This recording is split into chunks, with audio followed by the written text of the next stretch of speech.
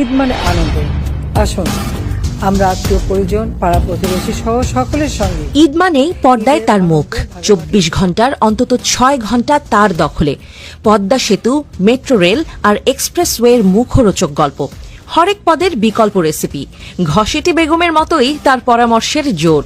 গরুর মাংসের বদলে কাঁঠাল খান, পেঁয়াজ ছাড়া রাঁধেন মাংসের পদ, কাঁচা মরিচ রোদে শুকিয়ে বোতলে ভরুন, তারপর সারা বছর জলে ভিজিয়ে তরকারিতে দিন। অবশ্য কপাল ভালো, তিনি গরুর বদলে কাঁঠাল জবাই দেওয়ার পরামর্শটা দিয়ে যেতে পারেননি। আলাপে আলাপে টেলিভিশন চ্যানেলগুলো হয়ে উঠেছিল ঘরের উঠোন। 10টা খবরের 8:30টাই থাকতো তার। ইচ্ছায় হোক আর অনিচ্ছায় তার মুখ দেখাতেই হতো, তবে তাতেও মন ভরত না তার। তিনি বিটিভির তৎকালীন বস্তা পচা রদ্দি মার্কা তেল তেলে খবর প্রচারও বাধ্যতামূলক করেছিলেন, যাতে তার কথা তার তরিকা মাফিক জনগণকে দেখাতেই হবে। এক কথায়, মানুষ যে প্যাচাল আত্মীয় স্বজনের সঙ্গে সারেন, স্বজনহীন আপা সেসব আলাপও করতেন টিভিতে। টিভিগুলোকে বানিয়েছিলেন গল্পের হাট, রূপকথার আসর। এমনকি ঈদের আগের দিন যদি গণভবনে তার একটি মুরগি ডিম পারত, তবেও খবর হতো। সোশ্যাল মিডিয়াতে সেই খবর বড় করে প্রচার করত তার তোষামুদেরা। শিরোনাম হতো, ডিম পেড়েছে প্রধানমন্ত্রীর কালো মুরগিটি। আরেকজন শিরোনাম করতেন, গণভবনের কালো মুরগিটি সাদা ডিম পারল কেন? আরেকজন আবার আরও একটু সরেস, তার শিরোনাম, প্রধানমন্ত্রীর উন্নয়নের ছোঁয়ায় কালো মুরগি পেড়েছে সাদা ডিম। কালো মুরগির সাদা ডিম, প্রধানমন্ত্রীর হাতে জাদু আছে।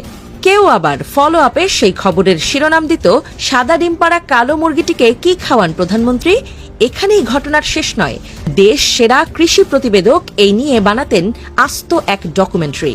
শিরোনাম হয়তো থাকতো, যে সোনার হাতের ছোঁয়ায় কৃষ্ণ কালো মুরগিও সাদা ডিম পারে। সেই ডকুমেন্টারি হয়তো শুরু হতো এভাবেই, তিনি অমুক কন্যা, তিনি জানেন কেমন করে সংগ্রাম করে কালো মুরগিকে দিয়ে সাদা ডিম পাড়াতে হয়। শুধু এসবই নয়, তিনি হাসলে নিউজ, কাঁদলে নিউজ, হাঁচি দিলে নিউজ, কাশি দিলে নিউজ। দেশের 12টা বাজিয়ে গণভবনের পুকুরে চিতল মাছ ধরলেও নিউজ। শেষ পর্যন্ত কিছু গণমাধ্যম খুঁজে বের করত, গণভবনের লেক থেকে চিতল মাছ ধরা হলো যে বড়শি দিয়ে, সেটি আসলে কোন দোকান থেকে কেনা। তবে তিনি এখন আর নেই বাংলাদেশে। তবুও ঈদ আসে, কাঁঠাল না পেয়ে মানুষ গরুর মাংসও খায়। পুরো দেশটাই ছিল যার পৈতৃক সম্পদের মতো, তিনিই এখন দেশ ছাড়া। আছেন এমন এক জায়গায় যেখানে আসলে গরু জবাই দেয়াই নিষেধ। গরুর মাংস ছুঁলে জাত যায়, পিটিয়ে মেরে ফেলা হয়। কাঁঠালই এখন তার শেষ ভরসা, হয়তো একেই বলে নিয়তি। দিল্লির গোপন কুঠুরি, সামনে এক বাটি কাঁঠাল